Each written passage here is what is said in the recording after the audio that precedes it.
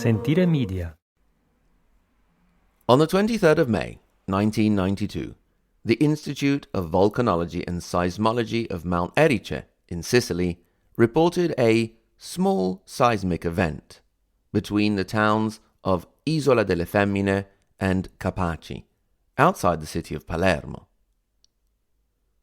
The inhabitants of that area knew it was no earthquake. They suspected that it had been some sort of accident up at the quarry. Neither was right. The small seismic event was the Sicilian mafia detonating 500 kilograms of explosive and destroying a part of the motorway from the airport to the city of Palermo as the motorcade of anti-mafia magistrate Giovanni Falcone passed. Falcone, along with his wife and some members of his police escort, were killed. Cosa Nostra had managed to eliminate one of its most dangerous enemies. The mafia's increased attack on the state came at an important moment in Italian history, when the foundations of the establishment were being shaken to the very core, and the Italians themselves sincerely hoped in a new, bright future for their country. At the time, I was not very much aware of what was going on around me. I was still the American boy, although I don't have a drop of American blood in me. I had come over from Pulaski County, Virginia, less than a year before, and probably didn't even know who the Prime Minister or the President were. Therefore, my memories of the moment are not so much tied to the event itself, but to my good friend Chiara and her newspapers. You see, in time, she would develop a strategy that we all admired and appreciated very much. It was particularly effective with our philosophy teacher. Chiara knew very well that Professor Beggi would get easily distracted when talking about current events. Therefore, when there was a risk of someone being tested on a certain day, Chiara would show up with one of her newspapers and propose some sort of important topic that would set the philosophy teacher off on a tangent that would take up the whole of the hour, and once again, Chiara was our hero. She was beyond any suspicion when she looked questioningly at the teachers with her big, innocent-looking blue eyes.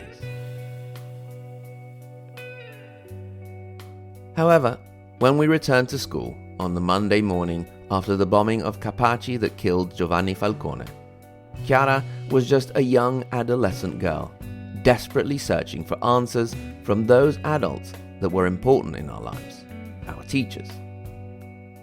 She wanted to know from them why it was that a man who had dedicated his whole life to serving the state could be abandoned by that same establishment and left to die. What were we to make of it? What were we supposed to think? The first couple of lessons went by without a peep from any of the teachers. After a while, it was Chiara who timidly asked one of them if they had anything to tell us about what was happening. Our Italian teacher said it was not of her competence and really didn't know what to say. Our science teacher was determined to convince us that if everyone did their job and what they were supposed to do, then everything would go well. As if we, being good at our studies, could stop the mafia assassinating a man that would become a national hero. I think that was a very important moment in my transition into adulthood. The news of the bombing, Chiara and her newspapers, and most of all, the teachers who had no answers for us. It was perhaps then that I began to understand that, under all the natural, architectural, and artistic beauty of the country, there was something very, very wrong in Italy.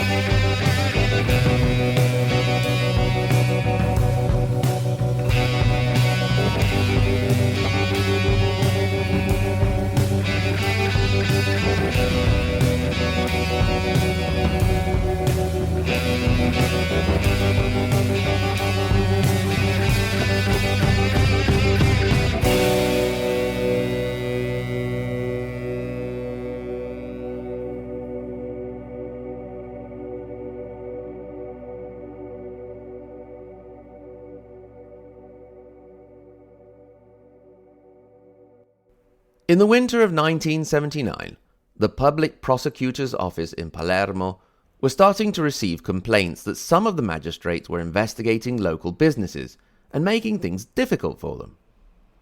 Under pressure from local businessmen and politicians, head magistrate Giovanni Pizzillo called in Rocco Chinnici. "This is your department," he told him. "It's that Falcone. Make sure you bury him with cases so he doesn't have time to cause trouble." This was how one of the most successful anti-mafia operations in history started. Giovanni Falcone was back in Palermo after 13 years in Trapani, which had been so tightly controlled by the mafia that hardly anything ever happened, not even the most minor crime. At the time he returned to Palermo, his birth city, it was openly said that the mafia was in reality just an invention of the northern newspapers, and the results of trials were decided over Sunday lunch. No one except those on the fringes of society, the outcasts, those that weren't part of any family or system or organization, got life sentences. Among the various cases that were supposed to keep Falcone too busy to cause any trouble was the investigation into Rosario Spatola, a local businessman in construction who was accused of piloting tenders and paying bribes for them. Spatola also had important connections with the Gambino crime family in the United States. For the first time, a magistrate was focusing on banks, and for the first time, he was not treating every single crime in itself, but looking for connections to find an overriding organization that was known until then as the mafia. It would later be the mafioso-turned-collaborator Tommaso Buscetta who would later inform Falcone that it was referred to within the organization as Cosa Nostra, our thing. The investigation into cases of tender fixing, which involved local businessmen and politicians, extended into an international drug trafficking ring between Sicily and the New Jersey Mafia. It was when Falcone started to ask for more details, such as bank information, that the first threats, anonymous letters with coffins and crosses on them, started to arrive, and he would start his life as a virtual prisoner, under escort, in locked, reinforced rooms. His time as a prisoner would last almost for the rest of his life. When asked if he was not afraid of the constant threat of death, he answered, "Of course, you're always on the alert. You calculate. You get organized. You avoid repeated habits. You stay away from crowds and from situations that can't be kept under control. But you also acquire a certain fatalism. In the end, you can die for many reasons. A car accident, a plane that explodes in midair, an overdose, cancer, or even for no reason at all."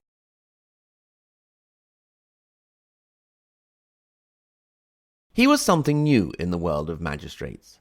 He would wake up at 5 o'clock every morning to get some work done with a fresh mind, then go for a quick swim and be back at work in the office at 8 o'clock. He started to investigate, to study, to give leads to various members of the armed forces, to interrogate convicted criminals, and to travel between Rome, Catania, Palermo, and New York City. He was always known to be polite, reserved, and cautious. Falcone was actually assigned his first police escort at the end of August 1980, when a colleague of his, a magistrate called Gaetano Costa, was killed by the mafia. Meanwhile, his investigation extended to include the false kidnapping and escape of the well-known mafia banker Michele Sindona to Sicily. Afterwards, when his motorcade would leave, a helicopter would also take off to follow it. The newspaper Il Giornale di Sicilia, the mouthpiece of the Sicilian powerful and organized crime, started its campaign to try and delegitimize Falcone in every way possible. Although he is now perceived as one of Italy's greatest heroes, the people of Palermo at the time saw him as an inconvenience.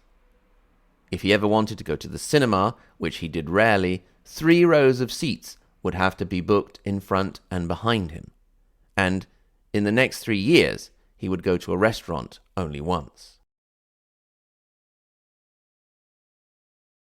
One day, as he was making his way back home, he heard a passerby exclaim, "To have all that escort, he must have done something really terrible." The sentiment of many inhabitants of Palermo is perhaps best expressed by a letter sent to the Giornale di Sicilia, which was gladly published by a respectable lady by the name of Patrizia Santoro. She complained about all the trouble the police escort caused, with their sirens coming and going twice a day, not allowing her to watch her television programs in peace. She suggested that all the magistrates should be put together in a single building far away from the city. Falcone was a hated man. Ironically, not by the men of Cosa Nostra, who perhaps respected him as an enemy, but by people hidden in certain palaces of power, behind certain magistrates, certain bureaucrats, certain bankers who were engaged in laundering the mafia's dirty money, and by the politicians who would attend the funerals of mafia victims in the morning and then in the evening reach agreements with the so-called men of honor. On the 29th of July 1983, Falcone's direct boss, Rocco Chinnici, was assassinated.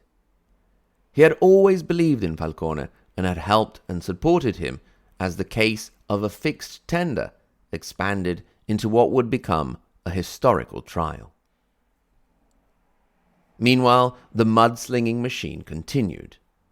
Falcone was portrayed as the czar of judges, being too showy, wanting all the attention for himself, wanting to be famous. He was an inconvenient figure, never expressing open political opinions and showing no political affiliation.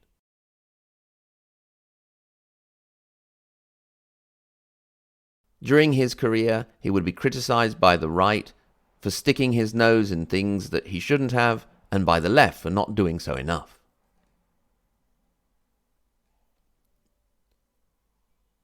The investigation, meanwhile, continued to extend, also on an international level, becoming known in the United States as the Pizza Connection. Despite the opposition also within the magistrates, Falcone managed to find some good men to help him in his investigation. On the 11th of November 1983, he got a new boss, Antonio Caponnetto. He arrived to substitute the assassinated Rocco Chinnici. The mafia and its powerful allies in Palermo saw this as a good thing. Caponnetto was close to pension age. Surely he didn't want to spend the last few years of his professional life at war with Cosa Nostra. Instead, it was he who founded the Anti-mafia Pool, an organization of investigative magistrates and other members of law enforcement who managed to put away hundreds of mafiosi. This moment also coincided with a usually unexpected situation. For once, help was also coming from Rome, and the new organization received all the resources they needed. Shortly afterwards, things changed drastically for Falcone, for the anti-mafia pool, and for the mafia itself. You could say that the start of 1984 saw the beginning of the end of a certain version of Cosa Nostra. One day, Judge Falcone received a phone call from a colleague, De Gennaro. Buscetta wants to talk. Tommaso Buscetta was one of the most important bosses of the mafia, known as the boss of the two worlds. He had been arrested in Palermo and released, arrested in Brooklyn and released, arrested in Turin and escaped, and now he was under arrest in Brazil and ready to be extradited to Italy. The 45 days of confessions gave way to a 329-page report. This was one of the first important examples of breaking the wall of omertà, the mafia code of silence. It was said that Buscetta was like a language teacher for the anti-mafia judges, who had already begun to understand some of the language and the movements and the silences and so on. If they had managed to start piecing things together bit by bit, Buscetta handed them a dictionary as well as a who's who of Cosa Nostra. Buscetta himself gives an example of how Falcone had learned the language of the so-called men of honor. Once he had asked a judge for a cigarette. Falcone had offered the informer his own packet, making first sure that it was not full. Buscetta received it gladly. Had Falcone, for example, offered him a new full packet, he would have seen it as a serious insult, as if to say, "Here, take this, you poor bum." Before Buscetta started talking, he warned the judge. "I don't think that the Italian state really wants to fight the mafia. I warn you, Dr. Falcone, after this interrogation, you will become a celebrity, but they will try to destroy you physically and personally.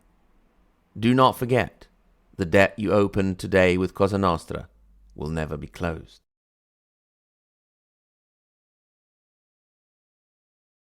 The initial investigation transformed into an operation with over 300 counts of felonies, the discovery of information regarding 121 murders, and 8,089 pages of documentation. On the 29th of September 1984, 366 arrest warrants were put into action. It was the hardest hit the Sicilian mafia had ever taken. Next to the Ucciardone prison in Palermo, excavation started on the foundations for a super bomb-proof bunker that would house the trials against the mafia. Cosa Nostra's counterattack was not long in coming. 2 members of the anti-mafia pool were killed, as well as dozens of family members of the collaborators, and Falcone and one of his closest colleagues, Paolo Borsellino, were sent off in hiding by the ministry. They would later receive a hefty bill from the ministry for their 2 weeks of stay, one of the oddities of Italian bureaucracy. The trial, which came to be known as the Maxi Processo, the Great Trial, opened on the 10th of February 1986 and concluded on the 16th of December of the following year. No less than 19 life sentences were handed out, as well as other sentences for a total of 2,665 years. Men in positions of power who wished to take credit for the operation, and newspapers hailed a new dawn for Italy and for legality. Giovanni Falcone was not fooled. He knew that perhaps the worst was yet to come. The mafia would not just sit back and take it. After the great triumph of the trials, for Falcone, a period of isolation and humiliation started.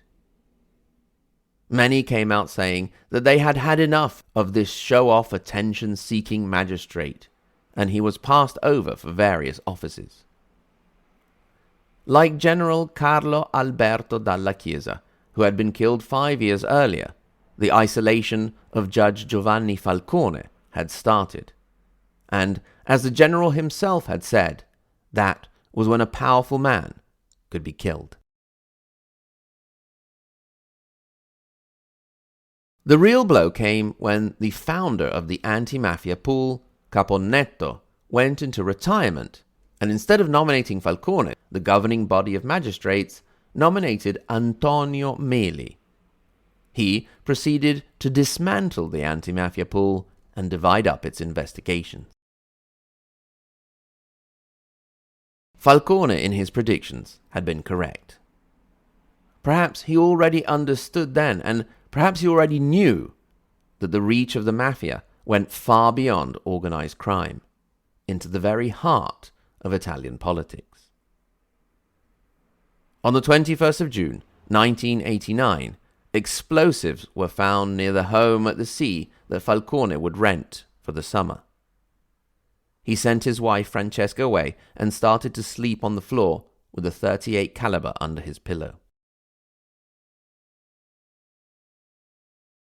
However, in all of this dark period, in all of the desperation, Giovanni Falcone never gave up, and in 1991 he had one more chance to play a role in defeating the mafia. He was called to Rome, to the ministry, by the then Minister of the Interior, Claudio Martelli. Many enemies saw this as a sort of early retirement, or him being sent away in shame from what he considered his real work. In reality, the minister was actually really intent on doing some good in the fight against the mafia, and allowed Falcone a lot of independence and freedom. And thanks to the input of the now ex-magistrate, the minister managed to force the then Prime Minister, Giulio Andreotti, to push through some of the toughest anti-mafia legislation ever seen in Italian history. This was particularly ironic because, to this day, Giulio Andreotti is considered one of the Italian political figures closest to the mafia. The statute of limitations was probably the only thing that saved him from a conviction in this sense. Falcone also managed to get the minister to maneuver against the new president presiding over the appeals for the 1987 Maxi Processo Mafia trials, Corrado Carnevale. This man had overturned many of the sentences handed out in the first level of judgment and released many mafiosi. Falcone managed to convince the minister to make sure they were back in prison. Carnevale and the mafia bosses, however, were not particularly worried. The trials had gone to the Supreme Court, and since Carnevale himself would be presiding over the trial, things should have ended up quite well for the mafia.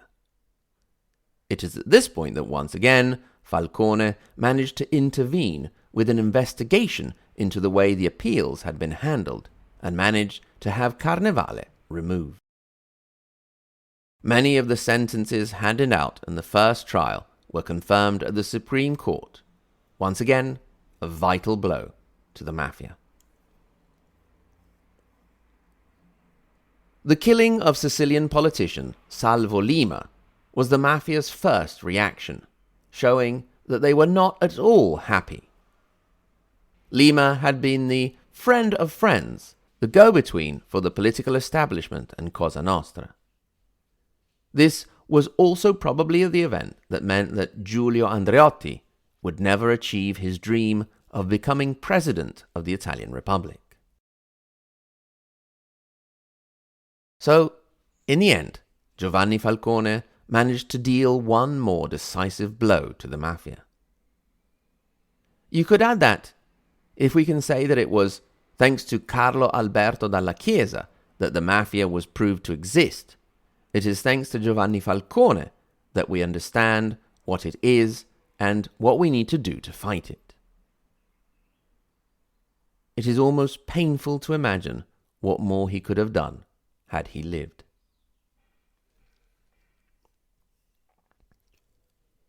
The explosion at Capaci was detonated at 5 p.m., 56 minutes and 46 seconds. Giovanni Falcone was rushed to hospital, where he died at 7 p.m. Paolo Borsellino, his friend and colleague, spoke at the funeral. Why did Giovanni not run?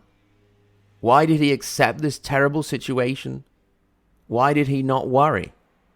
Why was he always ready to answer questions about the hope that he felt? For love. His life was an act of love towards the city, towards this land where he was born. Because if love is essentially and especially giving, for him and for those who were close to him in this fantastic adventure, loving Palermo and its people meant giving to this land something, everything that it was possible to give of our morals and intellect and professional strength, to make this city and the homeland we belong to a better place. Borsellino spoke about his dear friend, but he probably also thought of himself. He knew that he would probably be next. It was just a question of time.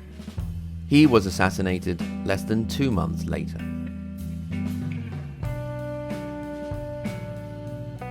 In life, Giovanni Falcone had been isolated and often ridiculed and humiliated. Now, he is considered one of Italy's greatest heroes. The airport of Palermo bears his name and that of his colleague Paolo Borsellino, and you can find roads, buildings, schools dedicated to him all over Italy and indeed the world. If you wish to join the FBI, for example, you will find a bust of Falcone outside of the headquarters in Quantico, Virginia. Young men and women wishing, perhaps a little naively, to become American heroes must pass every day in front of an Italian one.